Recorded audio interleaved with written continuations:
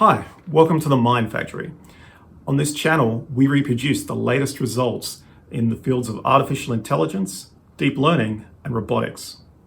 This video is part of a series where we are building a robot to reproduce a paper called Learning Fine-Grained Bimanual Manipulation with Low-Cost Hardware. This is a paper by researchers at Berkeley and Stanford. In this video, we're going to build and install the power supply for these arms. So if this kind of content is interesting to you, leave a like, consider subscribing to the channel, and let's get into it.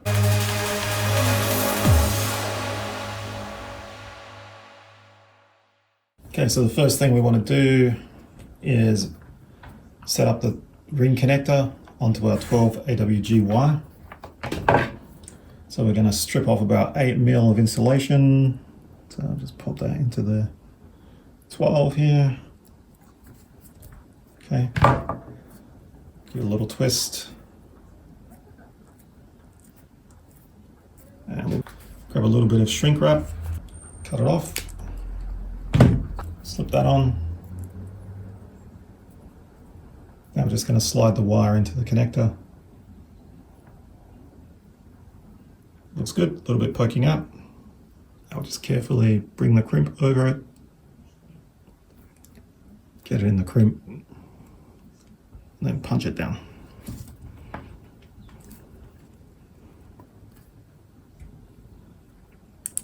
And we'll just do that twice.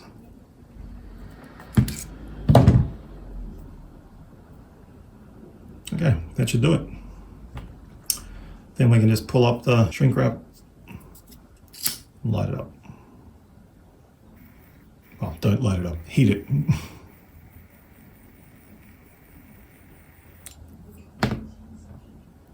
Okay, now we have our ring connector. So we're going to cut 2 of the power cables to 1700 mil from the base of the cable to the tip of the barrel jack. The other 2 we're going to cut to 1180 mil. So to cut each cable, we've just marked it with tape. Just take our wire cutters and cut right through. Get the tape off.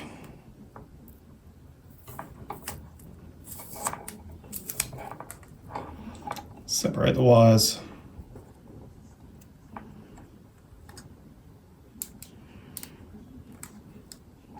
There we go, that should do it.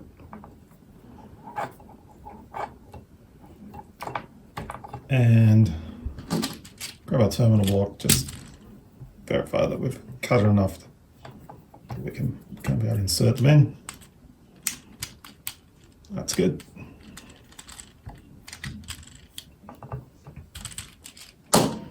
These guys are actually 14 AG, so we want to drop them in the 14 hole.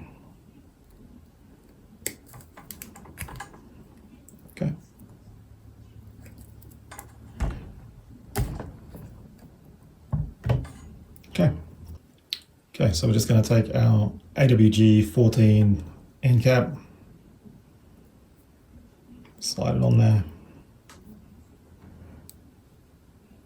give it a good push, pop it in the tool,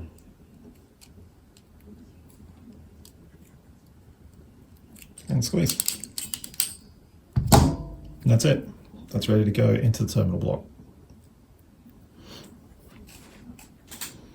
Okay, so now we need to set up the terminal block.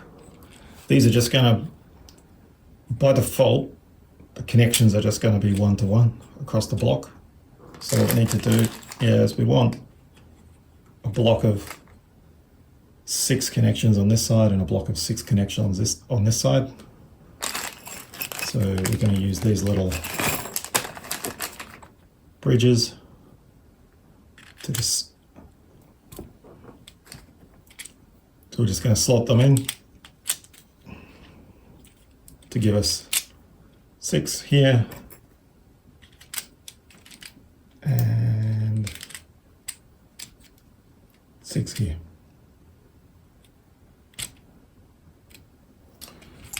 Okay, and now we'll just get the power leads, and you simply insert it in and screw it down.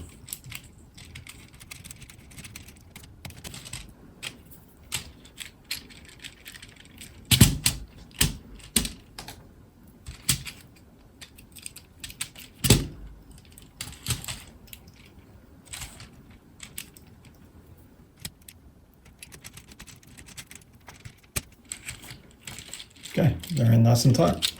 Now we're just going to check with the multimeter, so we'll turn it to DC volts and just connect up into the sockets on the block,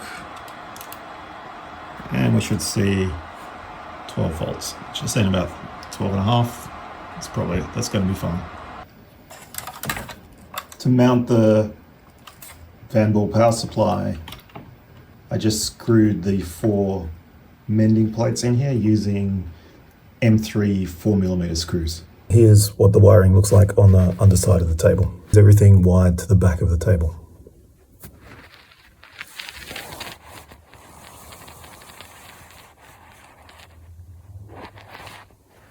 Okay, once the terminal block is connected to the power supply and all the plugs are hooked up, we just want to make sure that we've got the right polarity and the right voltage coming through each plug before we plug it into the robot. So put the red probe on your multimeter in the center, put the black on the outside,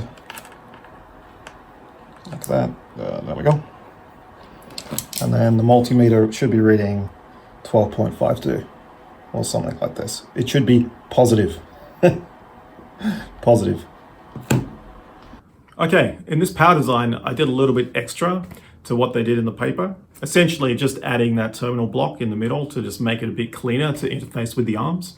Yeah, and I think it worked out pretty well. I'm quite happy with the way that went. If you have some better ideas or some other more interesting ideas on how to power these arms, go right ahead and leave a comment below this video so that other people can learn from your experience. In the next video, we're going to go through mounting the cameras so that we can have a sensor system this robot can respond to and that we can apply the deep learning to. So if you stick around for that one, I'll see you in the future.